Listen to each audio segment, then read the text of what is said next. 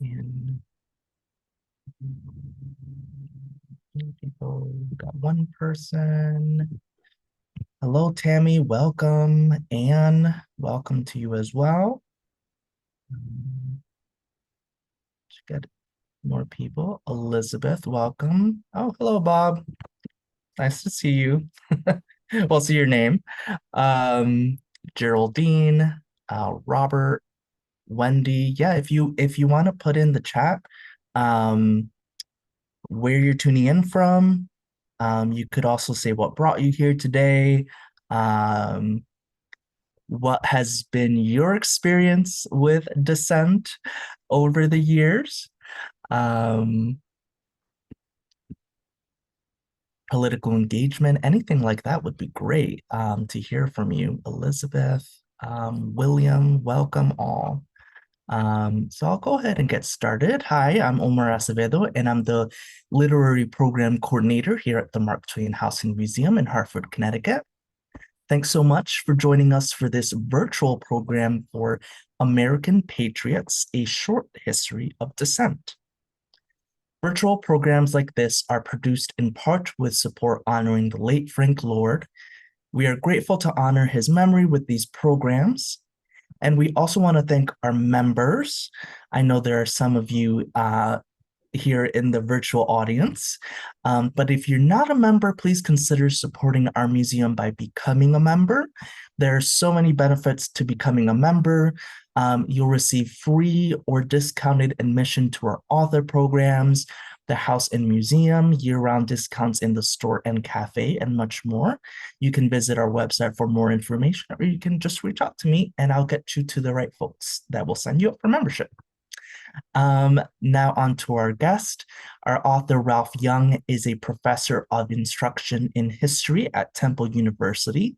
He is the author of Dissent, The History of an American Idea, and the editor of Make Art Not War, Political Protest Posters from the 20th Century, and Dissent in America, The Voices That Shaped a Nation. And our moderator is our very own Erin Bartram. She's the Associate Director for Education here at the Mark Twain House and Museum. During this event, we encourage you to have a conversation with each other in the chat. But if you have a specific question, please post that directly into our Q&A section that's at the bottom left of the screen. It says Q&A. There are two little word icons there, or word box icons. Yeah, that is all from me. I'm very excited for this conversation. And I will turn this over to Ralph and Erin. Please sit back and enjoy. Thank you, Omar, and thank you, Ralph, for joining us today. I was mentioning to you yesterday my immediate response when Omar was looking for a moderator for this. I just pulled off my shelf. I'm a longtime fan and sort of user of your work in my teaching. So I was really excited to see this book and to see a lot of my favorite figures from American history pop up in here, as well as a bunch of people who were new to me. And so I wanted to start sort of, this is an area you have worked in for a long time. I wanted to ask you what made you want to think about a book in this form, and how did you rethink your own definitions of dissent and patriotism? Well, it's roughly about 20 some odd years ago that I came up with the idea of creating a course at Temple University on the topic of dissent, and just calling it Dissent in America. And as I was teaching the course, I wanted students to read the words and of the actual dissenters themselves, and that's when I put together that book, Dissent in America: The Voices That Shaped a Nation. But in the meantime, it just struck me, I've got to write a narrative history of dissent in America. And this is when I wrote Dissent, the History of an American Idea. And that took a long time to write. I basically started it around 2005 and it was published in 2015. And it's somewhat, I suppose, similar to Howard Zinn's People's History of the United States, looking at American history from the standpoint of class. This is looking at American history from the standpoint of dissent. since that book was published in 2015, a lot of new dissent has occurred. And I decided I really needed to update it. And then my publisher wanted me to basically redo the whole concept. And so it's to make it a more concise edition that appeals to more people, to appeal to the general audience as well. And also what got me to do this, American Patriots, a short history of dissent, was January 6th. And, after seeing the stuff that was going on as people were invading the Capitol and hearing how even afterwards, many of the representatives and the senators who had maybe were hiding in the cellar in the Capitol building as the mob was attacking, later were saying, oh, they were just protesting. It was just their inherent right to protest. And it struck me that I really needed to go deeper into what is protest and what is legitimate and what is not legitimate in the United States. And so, all of this is what came about. The basic idea that I have in my course and in all of the books is that dissent is central to American history, that the United States itself is a product of dissent. You had religious dissenters in the 17th century, Quakers and Puritans coming over and setting up colonies in New England and in Pennsylvania. And by the 18th century, you had political dissenters protesting against Britain's taxation policies, which leads to the American Revolution, which is itself is dissent against the crown. And then the right to dissent was put into the First Amendment. And Americans have protested ever since. Women protesting for the right to vote, abolitionists protesting against slavery. Every war in American history has had its protesters, workers protesting for the right to unionize, LGBTQ, civil rights, American Indian movement. So many different people have protested for their rights. So what really got me into this was why was it that the right to protest was put into the First Amendment, the most important amendment? And, when the people that were writing the Constitution, the framers of the Constitution, notably James Madison, this whole thing is an experiment. We the people, in order to form a more perfect union. The idea was we're going to set up a republic, a democracy, in which the people rule and not an autocrat, not a king, not a dictator. And in order to get people to acquiesce in this new form of government, we have to give them the right to dissent in case their rights are not being protected. And so, it strikes me that what that First Amendment is all about, and with the right to peacefully assemble and protest, is the right to protest for the rights that you might not be experiencing. The government has promised you that we're going to protect your rights, but if you're not enjoying those rights, or the rights are not being protected, then you have a right to protest to gain those rights. And so this is, basically the theme of this new book. And that description kind of helps explain, I think, looking at the before the colon, the title of the book, American Patriots. This is really explicitly about essentially our First Amendment sets up a constitutional framework in which this is not only allowed but seen as legitimate. And it seems like a lot of what you're doing in here is sort of figuring out sort of what are the boundaries of legitimate dissent, and how are some groups playing with the notion of dissent as a cover for other kinds of things. And we talked about this a bit, that dissent in here doesn't mean necessarily from one side of the political spectrum. And I wonder if you could talk a bit about the difference between, or if you would see a difference between dissenters and reactionaries, or whether those two categories might overlap. Well, there might be some overlapping in there. One of the things is that many of the people who are dissenting are are protesting for their rights. They're looking at the Constitution and the Declaration of Independence as contracts. The government has promised this, and if we're not enjoying this, or if another group is not enjoying these rights, we have to fight for them to get those rights, because a democracy only is successful if everybody shares the same rights and everybody is equal before the law. With what was happening, for example, on January 6th, or what was happening after the Civil War when the Ku Klux Klan was founded, protesting against the new slave-free society, was that there were people that really did not want to grant rights to other people. And they felt, perhaps they were thinking that it's a zero-sum game. If such and such a group gets rights, I lose my rights. It's not just that we're all gaining from this. But there is, there are conservatives, people who do not want to change things too quickly, but are not necessarily opposed to having other people have these rights, but they just want to go more slowly about this. And so there's a really positive thing about conservative dissent, as long as it doesn't get really reactionary and is trying to take rights away from people, is that it's just trying to slow down the dialogue and let people really examine all of the issues before we make any significant changes. Yeah, I wonder, and it's sort of been in the conversation thus far, but I wonder if you could talk about the kind of complex role of the state in dissent. Obviously, this is something that's baked in.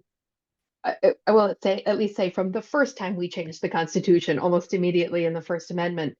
I was not surprised to see a lot of the ways the state was repressing dissent, but there were a lot of moments in the book where the state was the target of dissenting groups from various sides of the political spectrum. I wonder if you can talk about some of those occasions.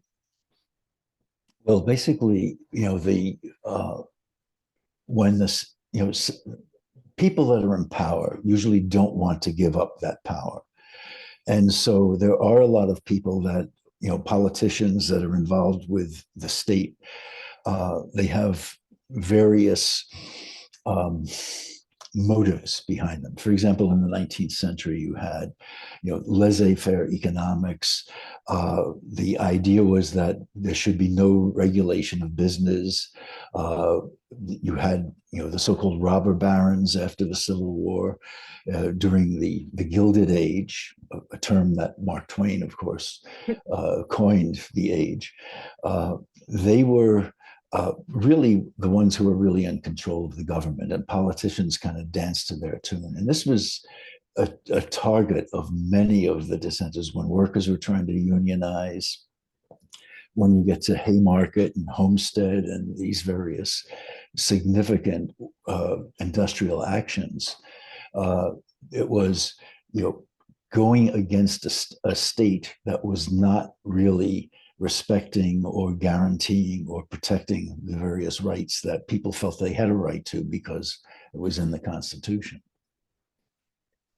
What about, I think we've all sort of seen some pictures of these, but I wonder if you can talk a bit about, I, for one, I had a general sense of the resistance to things like the integration of the University of Mississippi. And I think we've seen federal marshals with Ruby Bridges and all these kinds of things. I wonder if you could talk a bit more about James Meredith and that as a way into a bigger thread in this book, which is the role of violence in dissent. Well, with the civil rights movement, of course, much of that was primarily, based on the philosophy of nonviolence and civil disobedience. And most of the violence that was perpetrated was by people resisting the civil rights movement and attacking the people that were protesting. And of course, this is one of the things that was so important as far as Martin Luther King was concerned, is that he understood that, if people in the civil rights movement fight back violently against people who are attacking them, people who are watching this in the evening news are just going to say, well, look at these two mobs attacking each other, and nobody's going to really feel very sympathetic about the civil rights movement. But if they're nonviolent and they're being attacked, our natural tendency is to go for the underdog, to the people that are being attacked. And with James Meredith, after he finally did integrate the University of Mississippi, and some people were killed during the battles that went on there between the students and the local people in the city, and the federal marshals that were sent in to try to protect James Meredith. He later, what was it? He wanted to do this walk of reconciliation from two different all through Mississippi, and then of course he was shot while trying to do this. Wasn't killed, but what this did is it wound up getting even more people to involve in carrying on the walk that James Meredith tried to do. So the state is, sometimes it's very stubborn. It doesn't really want to change, and you have to push. One of the things about so many of the movements, and especially with the civil rights movement, is that you need people on the outside demanding their rights, protesting for their rights, but you also need somebody on the inside listening. And this is why, one of the really poignant and very emotional moments for me, at least during all of this time, during the civil rights movement, in 1965, in the middle of Selma, Lyndon Johnson went on television and announced he was submitting a Voting Rights Act to Congress. And he makes this wonderful comment in the middle of his speech that, it's not just about changing the laws. We can change the laws, but we really need to change our consciousness. We need to change our hearts. We need to look inwardly at ourselves. And he says, and it's not difficult. It is difficult to overcome, decades and centuries of bigotry and racism and all this. And then he looks directly in the camera on national television and says, but we shall overcome. And I remember seeing an interview once with John Lewis, who was commenting, he was watching that interview with Martin Luther King, and he said it was the only time he ever saw Martin Luther King cry, because King understood at that moment that somebody in power was listening, that the demonstrators were pounding on the doors of power, but the guy in the Oval Office was listening. And he quotes from the anthem of the civil rights movement.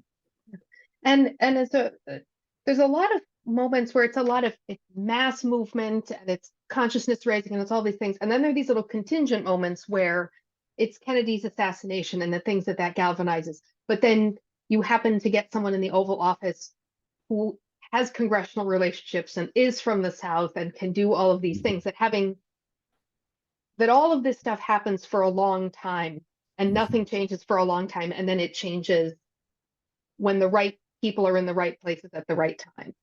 Right. And also what's happening is that the protests are basically pushing for a change in people's attitudes and in their assumptions. And, one of my students once commented that he realizes that dissent is sort of like a process of erosion. You have, say there's the oceans crashing up against the side of this mountain, and eventually it erodes down to sand and you have a beach. But, the mountain is sort of symbolic of the assumptions of society, that, there is difference between the races, for example, and eventually a new assumption starts to take place and the old ideas get kind of washed away somehow. And then you have a new set of values that take its place. Yeah. And then you see decades and decades later, everyone says that they were totally on board with that in the first place. I would often show students, the polling from the period of the March on Washington and all of these sorts of things, that it very much wasn't the case. And I think this is almost the entire time I was teaching, for about 15 years teaching college, the average point at which a high school student's U.S. history education had stopped didn't move a lot. There were often cases where basically history stops after the Voting Rights Act, and maybe there's Vietnam, but the rest of it isn't there. And I think this book, for a lot of people attending, is a great catch up on periods of history that you lived through, but those are history now. Like, those things are history. And I wonder if you can talk about dissent maybe in the 70s, not necessarily the early, but the late 70s and 80s and 90s that we may have memory hold, or that we sort of assume that was a lull in dissent, and then it didn't pick up again till later. Well, it was a bit of a lull, although there was still plenty of dissent going on. There was a lot of dissent going on during the Reagan years against the School of the Americas, which was, protesters called the School of Assassins, where the United States was training these dictators in Central and South America on basically torture techniques that they could use to maintain power. The United States supported the Contras in Nicaragua. There were a lot of people protesting and dissenting about this, but it really, at that time during the Reagan years, it seemed like most dissent was sort of not really taken very seriously. Later, you had in the 90s, you had kind of a very strong rise in the environmental movement, and you had Earth First and the Earth Liberation Front. You had Julia Butterfly Hill, who's like the first tree hugger who climbs up into this redwood in California and refuses to come down until the lumber company promises not to cut it down. And she lived up on the tree for 2 years. I mean, this was dedication. But again, these things, they didn't seem quite as crucial, say, as the civil rights movement or the Vietnam War, because those were really matters of life and death. And more of the other things that were coming on later were sort of smaller, little, small groups of people fighting for their rights, but not in quite the same vein as with the civil rights movement or the anti-war movement.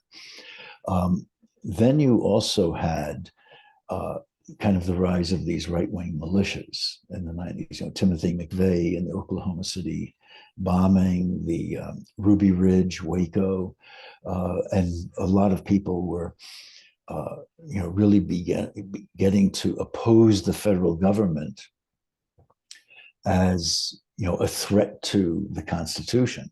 And I mean, I think a lot of this was really a misreading of what was going on at the time, but still there was, you had the Unabomber, you had other people that were, coming out of the woodwork, as it were. Then September 11th happens, and things really start changing then. And I've noticed, back in the 1990s when I was teaching, students didn't seem to be that politically engaged. After September 11th, they really started getting very politically engaged, especially after we invaded Iraq. And there was a lot of protests against that. There was also a lot of protests against the Patriot Act. So there was, and this is kind of built up. And with the Obama presidency and then with the Trump presidency, dissent has kind of taken on a new urgency somehow. And it's really grown at an exponential pace. Yeah, and this has made me think, sort of thinking about what dissent you are aware of as a child, and when you're coming of age really kind of shapes your thoughts on things, because things like the bombing of the Murrah building and Ruby Ridge and all of those things were when I was a young teenager. And then September 11th was when I was early on in college. And I remember one of my first times knowing a friend who committed something, that Audrey was missing from class one day. And we were like, she just didn't show up to class. Well, because she was up on top of the library unfurling a banner in protest of the invasion of Iraq. And knowing a person who did a thing like that, that really was the first time I was aware of it. But it made me think of a thing that I saw you see pop up throughout in this book. You said that some of the later concerns didn't seem to have the urgency, but there is one aspect that did have urgency, and throughout the book you obviously call it by its proper name, the March on Washington for Jobs and Freedom, that King is on as part of the Poor People's Campaign when he's assassinated, that sort of economic justice maybe has a deeper and longer trough, at least in terms of union activism. But I wonder if you can talk about the idea that if people are economically prosperous, that will quell dissent, which seems to have been an idea that many leaders had, that as long as we can raise everyone's economic standards, these issues of civil rights, of gender equity, and all these other things won't matter as much. Has that been borne out over time? Well, as you mentioned this, I think of, the 1950s was a time when we had probably some of the best economic equality. Yes. The middle class was growing. The idea you could have a one-income family and survive. Yeah, and white people at least, were doing very well in the 1950s. And yet, of course, out of this grows the civil rights movement. So, what it was is African Americans are realizing not only are they being discriminated against because of their race, but it's also having a huge impact on their economic future, their economic potential. And so, that kind of grows out of that. It's a very interesting thing. And I was a kid in the 1950s, and the beginning of the civil rights movement, I was not really very aware of it at all. So I heard about the Montgomery bus boycott, but it didn't register what the importance of that was. But I do remember very well being taught in school as a child that we live in the greatest country on earth. Remember, it was the height of the Cold War, and everything about the Soviet Union was evil. Communism was evil, and all of this. And the United States is this democracy. Everybody is free and equal, and that's why we're the greatest country. And I used to think I was so grateful growing up in the greatest country in the world, how lucky I am. And then, in 1957, you look at the evening news and you see these 9 kids being escorted into Little Rock Central High School with the US Army protecting them. And something doesn't gel about that. So wait a second, we're the greatest country on earth because everybody's free and equal, but it's not true. And I think this was a huge impact for the whole 1960s rebellion. I think so many people like me and others, both consciously and unconsciously, became aware of the inequality that existed, and were thinking, we have to do something about it. This is the greatest country on earth, but we have to make the reality more closely resemble the ideal that we have of ourselves. Yeah, and you see there's all these spots in here where presidents are caught between, like, let's call it what it is, like the desire to do things to advance liberty, and the knowledge that there was a white supremacist bloc in the voting bloc and in Congress that won't play ball. And I think it's a Truman speech in here where sort of, you quote and talk about, like, we can't say we're free except for Black people, and we don't do these things except for that. And it put me in mind of, I think I can remember. I think the book is Cold War and the Color Line by Thomas Borsman, where he talks about the interplay between these sort of moments of dissent and foreign policy. And you do that a bit in here. I wonder if you can talk about the way that foreign policy, beyond the Vietnam War, but including that, shapes dissent, but also shapes how the state responds to dissent. Right. And one of the things that, for example, with Kennedy, he won that election of 1960 by such a close margin, and he did not want to alienate any of the white Southerners who voted for him. He didn't want to alienate African Americans. He was just hoping that the civil rights movement would go away. And the whole purpose of Martin Luther King and so many of the others in the movement was to push Kennedy to do the right thing. And Kennedy, it's a perfect example how politicians, they're really mostly concerned about getting reelected. And so this colors everything that they do.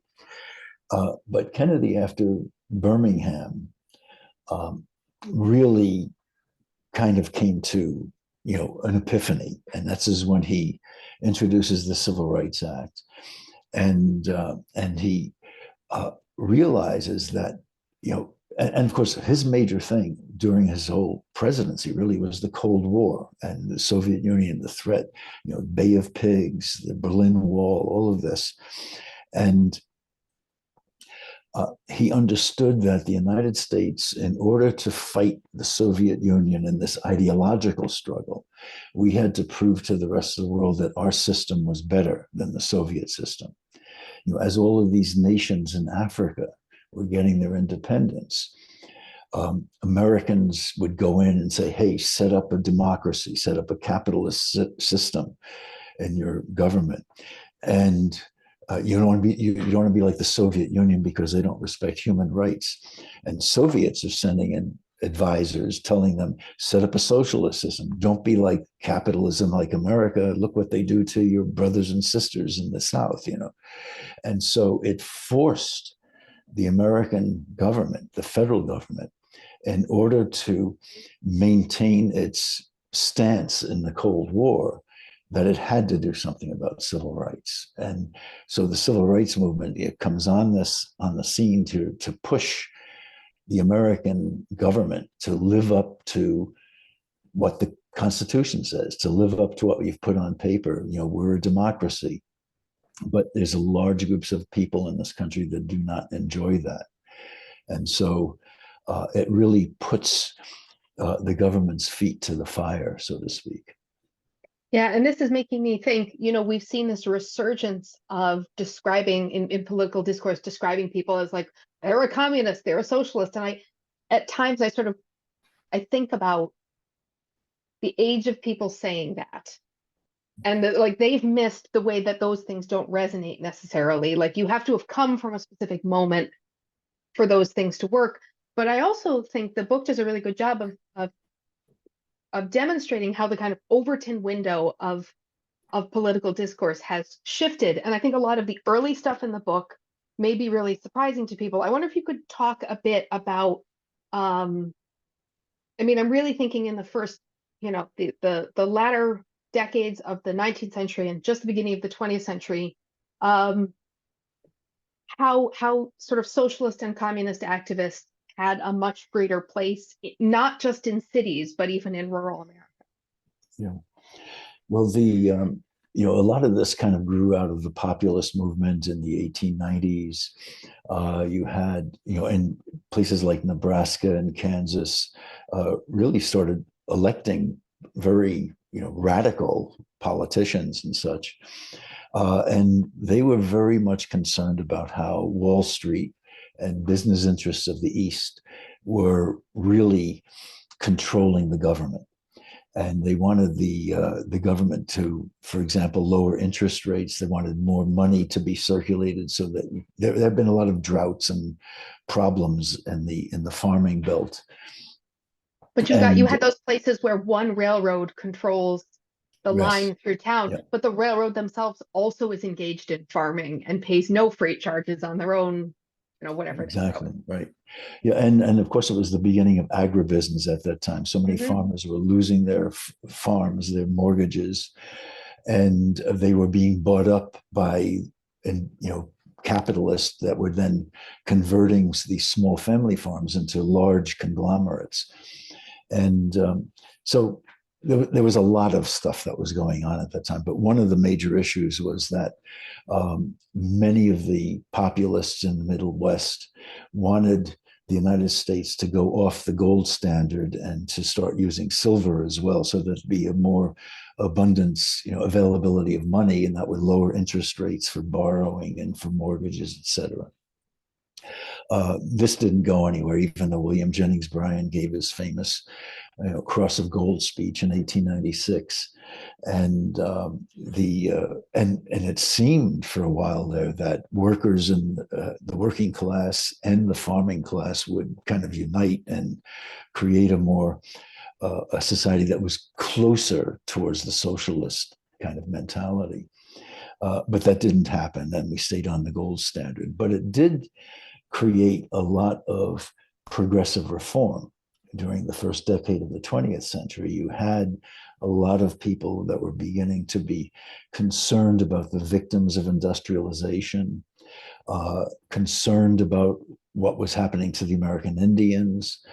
You had the beginnings of the Niagara movement, which eventually becomes the NAACP. And so you had, there was a lot of people a lot of middle class people were getting very much involved in progressive reform and starting pushing the government to change things and to start regulating business, which had not happened at all.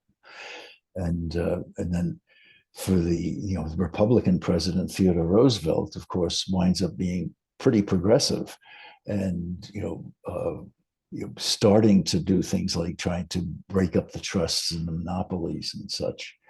And after Upton Sinclair, who was a socialist, wrote his book The Jungle, and his idea was to explain to the American people that if we had a socialist system, then there wouldn't be all this exploitation going on in the meatpacking industry.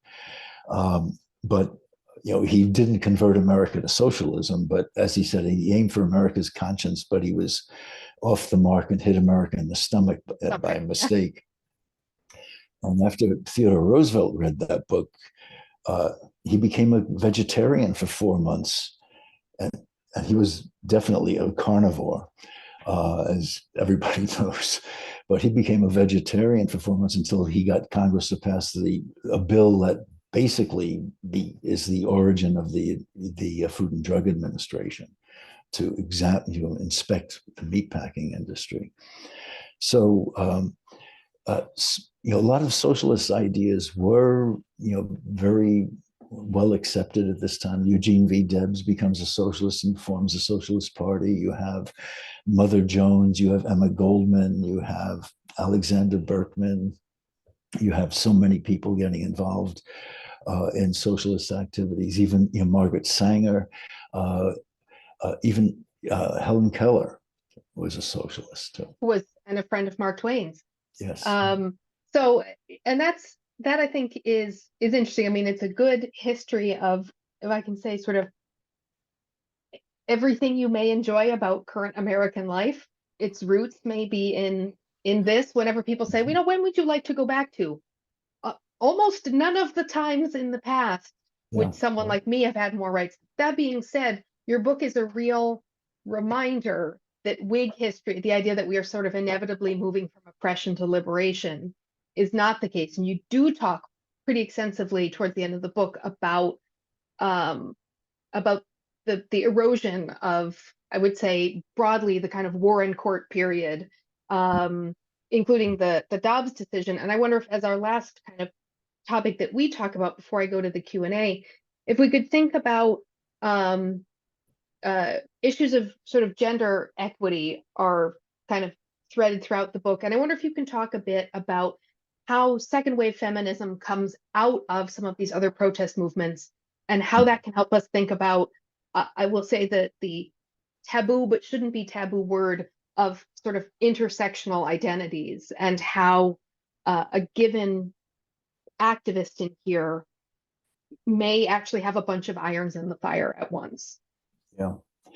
Well, second wave feminism is kind of a very interesting thing because, of course, you have Betty Friedan and Gloria Steinem and others that were basically fairly moderate in, criticizing, gender relations. But what was really ironic is that in Students for Democratic Society, which was this left-wing Marxist-Leninist type of group that was criticizing capitalism and imperialism, and these were very highly intellectual university students involved in it.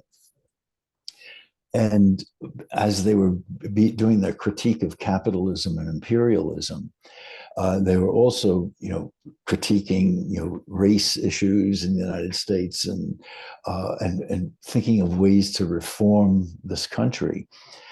And in the middle of these meetings, they would have these heavy duty, lengthy intellectual discussions. And then at some point they would take a break and all the guys would sit there and light up a cigarette or something. And the women had to go to the kitchen and make sandwiches.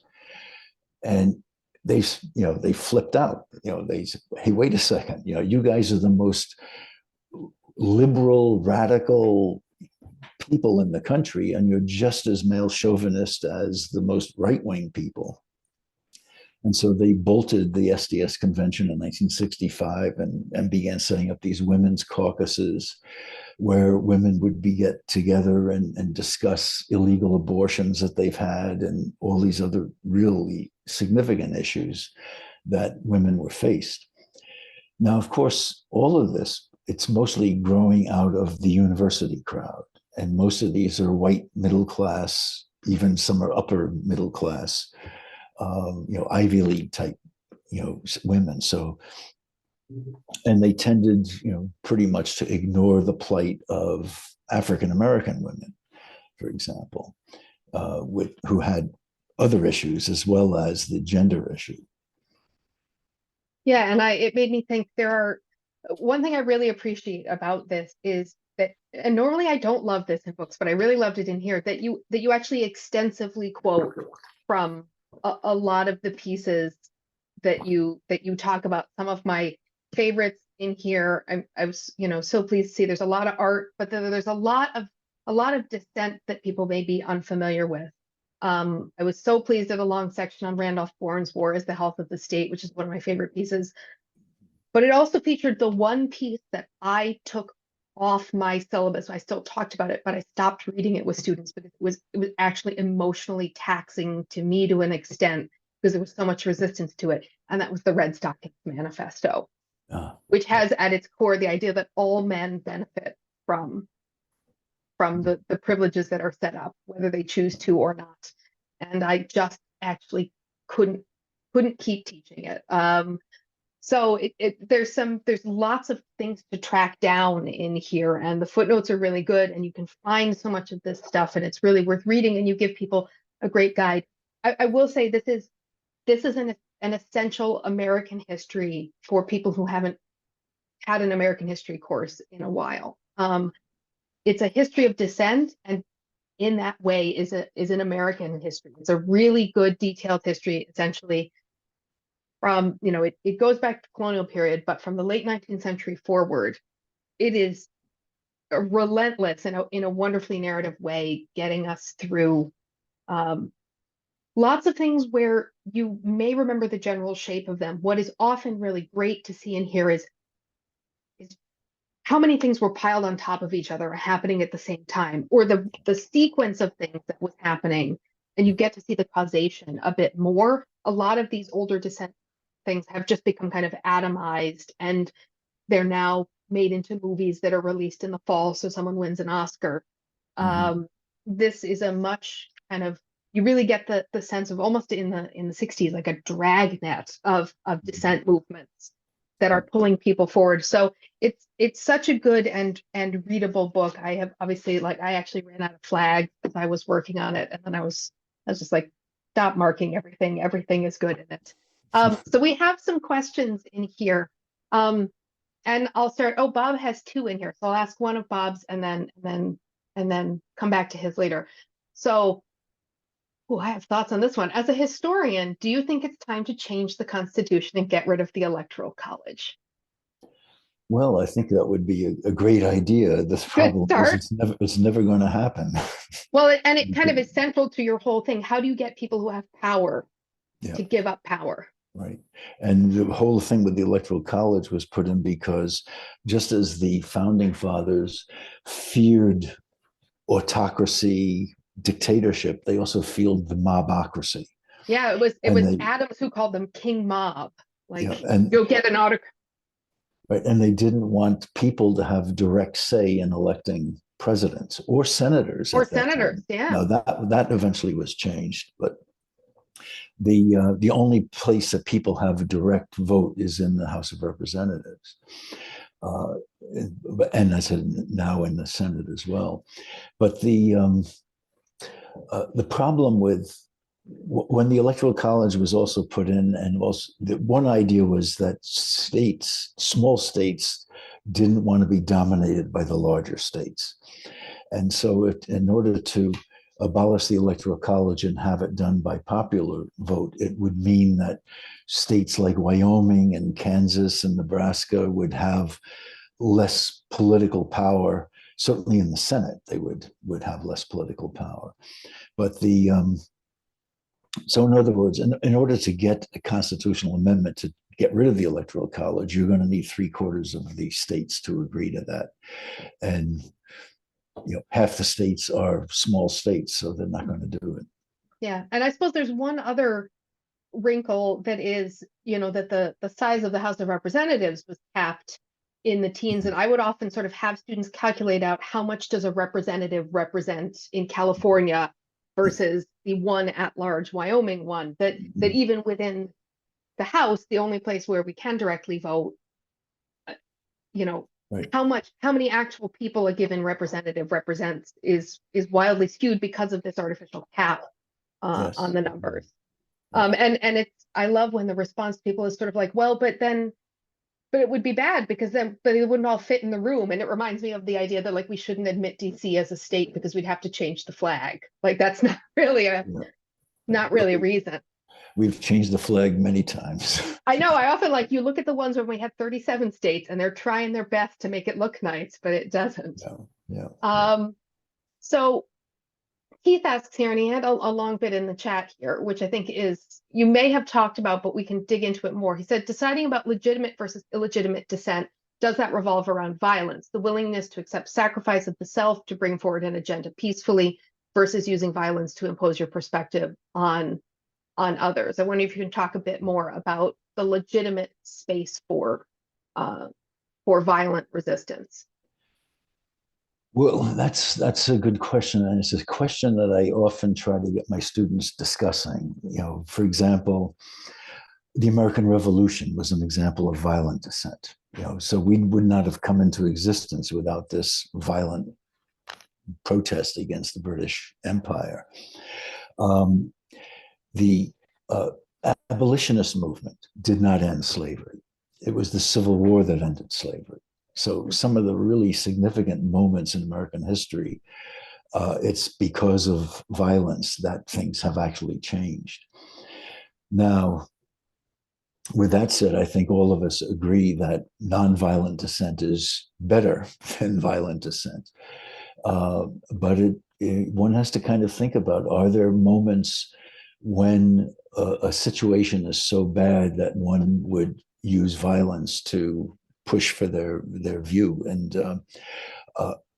of course, when it's property violence, like when people loot a store or burn down a police station or burn down a ski lodge like the Earth Liberation Front did, well, we had the Boston Tea Party, which was extremely violent property destruction. It seems that there are times that violent action is something that people will resort to. Usually, though, violence does not win any converts to your cause. The other thing is that it seems like the biggest changes that have happened, for example, like with the civil rights movement, has been because of this nonviolent civil disobedience and trying to get change and trying to convince people. When you're going out on a demonstration, one of the main things is you're not going to convince the people who are completely against your cause, and you're not going to do anything about the people who are totally in favor of it, but you're trying to impress the people who don't have necessarily an opinion about it. And usually violence just turns off people, and you're not going to really win any converts that way. Well, it's interesting because I would thinking about all these questions. The thing I come back to is sort of the question of who is violence a legitimate tool of dissent can't be asked without the question of looking broadly at this. Who has had the ability to use violence and not be condemned for it. These questions of sort of who gets to do property violence. Mhm. That's what the Boston Tea Party is. It was property destruction. Mhm. Who, you know, who gets to get away with violence seems to be kind of an important question in all of Yeah. these kinds of things. You know, comparing across time and comparing at the same moment which groups are culturally condemned for violence in ways that other groups aren't. Now you look at John Brown and his Yep. read at Harper's Ferry, and he looked at slavery as such an abomination, such a violent institution. You know, people have been taken as hostages, and he was going in to rescue them. Mhm. And at his trial, as he was, sentenced to be hanged, he said that this was a fair trial, and everybody, you did a good job of convicting me, and everybody was truthful in this. But I have to say that if I had done this on behalf of the rich, in other words, if I had gone into Virginia to rescue a white slaveholding family from people that were holding them hostage, and if I had killed just the same amount of people as I had done, uh, you'd be pinning a medal on my chest and not hanging me. Yeah. And so, And and that it's and quite true. he follows with, because I teach some of that speech essentially in after his conviction, and it always strikes me how much it prefigures the second inaugural address, because he says it essentially, if I have to sacrifice my blood and the blood of my children to further the end of slavery, I will. And it's interesting because it's often seen Yeah. as sort of like the thing that makes him seem outside the boundaries of legitimacy is that it seems incredible that someone would be willing to sacrifice their life for something that they believe in. Like, that makes him not mentally sound in some ways. Yeah.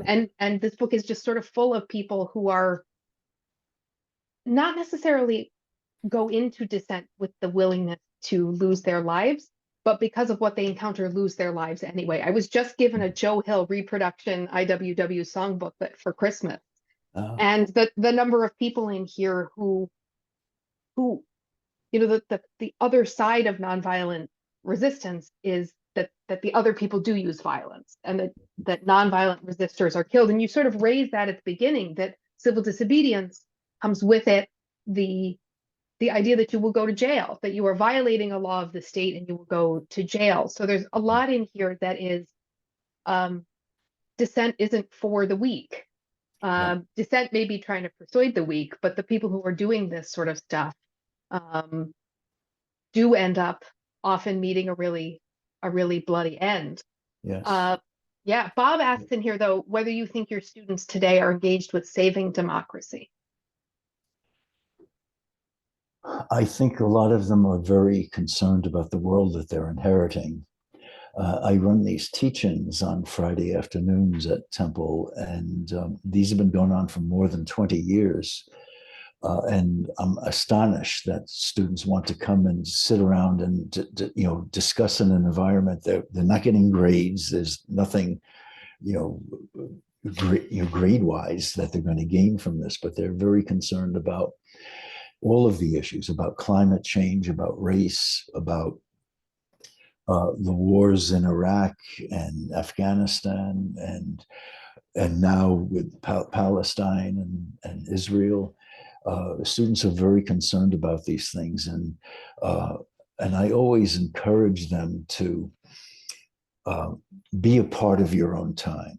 This is your work right now. That the country needs engaged people. It needs people that are concerned about the survival of democracy, about the is the American experiment eventually going to last, or is it going to wind up declining and petering out like the Roman Empire or something? But so people are I think students, especially since September 11th, the last 2 decades, I've had a lot of students seem to be very much engaged. Well, and I think this is, Bob, it's a good question to ask. And as someone who teaches K-12 and college programs here, I'm asked a lot about, there's a lot of concern with educating this sort of rising generation. And I think one of my thoughts is often, yeah, they can't vote for a while. They can't do a lot of things. Grown-up people can also do some stuff. I think a lot about when I was a young person growing up in the 90s, what did the generations above me tell me they were going to make sure I never had to deal with? And they didn't. And now I'm in those places. And so I think we will obviously want to place great hope in the young. I think this book is actually a really important book. I taught all this stuff to kids, and so did you, Ralph. Like, students have been learning this stuff for a while. This book is a really good place for people who maybe haven't had these. And someone is asking, Thomas was asking us whether you've thought about expanding the teach-in as a model. I think there's a space for a teach-in outside the university setting to sort of engage on these kinds of issues. Because Tammy's asked a good question, which we can kind of close with. And I think you can see some of it in the book. She says, do you think that with the advent of social media and 24-hour news cycles that dissent is viewed differently? Has it helped people get their message out? Has it been a tool of repression? All those kinds of things. Well, with the internet and all this technology, it's a very interesting thing. Dissenters have always used the latest technology to get their message out. When Luther tapped his 95 Theses in Wittenberg, it was just so happened to be the Gutenberg press had just been invented. And so the information about the Protestant revolt basically got out there to many people. With radio, with television, all of these things have been used. Like protest music becomes so huge at the time that high fidelity records are being produced, et cetera. And then, of course, with the internet, you have, and social media, you can get a really, dissenters can get a message out, and they can, they can get message out. For example, we're going to have a big protest next Tuesday at noon at such and such a place, and people can go there. But there's a lot of drawbacks with this too, because you have so much disinformation and misinformation and conspiracy theories and lies.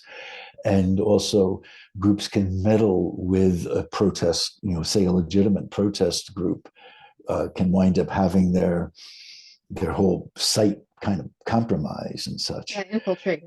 So, and then there's also the problem of clicktivism or slacktivism, where people sign a petition online or like something, and they think they've done their part in promoting some protest, which is not exactly the same as going in 1965 to Selma, Alabama, and marching across the bridge and getting your head beat in.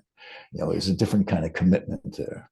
My favorite slacktivist activism is that tells you voting is pointless. And it's sort of like, well, it's like still one step above the thing that we're doing right now, which is having a fight on Twitter or something like this. Yeah, and it's interesting because I think the technology thread that runs through this helps you see it's not just that the first time anyone had a protest thought happened to be when the Gutenberg press was invented, or when hi-fi was, that these new technologies are used to amplify. Yes. But that also sort of corporate media control can sort of repress dissent. So some people in the comments in the chat were having the discussion of the idea that the winners write history. Winners certainly write dominant narratives, but historians are also writing history. And with this book, there's no excuse not to know this history of dissent. It's a beautifully written book. It's very readable. It's the kind of book where I was constantly like taking photographs of pages and sending things to people. And it's been written, so much really great work is done by scholars like Ralph and others that we feature here. And a lot of it is done for internal communities in academia, and it's used in teaching. And it's a really great thing to get something that is this rooted in expertise and research, that is written in a way that's going to be accessible to readers who aren't encountering it in the classroom or as part of a graduate program. And I also think in a very good way, it's an unsettling book. Because one thing I often noticed was that in teaching, dissent was more palatable the further away it was. The Triangle Shirtwaist Fire, you could be upset about. Contemporary issues with sweatshops, people would get anxious about. I think this is a book that will unsettle your conscience in a good way. It gave me a lot of things to think about. So I was so glad to get to speak with you, Ralph. This was such a joy. Thank you to everybody who joined us for this lunchtime event. And we have a few other author events coming up. If you're in the area, I think Omar might know Scott Gack's book on the history of violence as constitutive to America is coming up soon. So there's a bunch of things that might be relevant to what we talked about today. Yeah, it'll be next Friday, so please join us if you're within driving distance. Yeah. And it'll definitely be an excellent supplement to the conversation that we've had today. Excellent. All righty. Well, on behalf of Omar and everybody here at the museum, thank you guys so much for joining us. Thank you, Ralph, and have a wonderful day. Thank you. All right.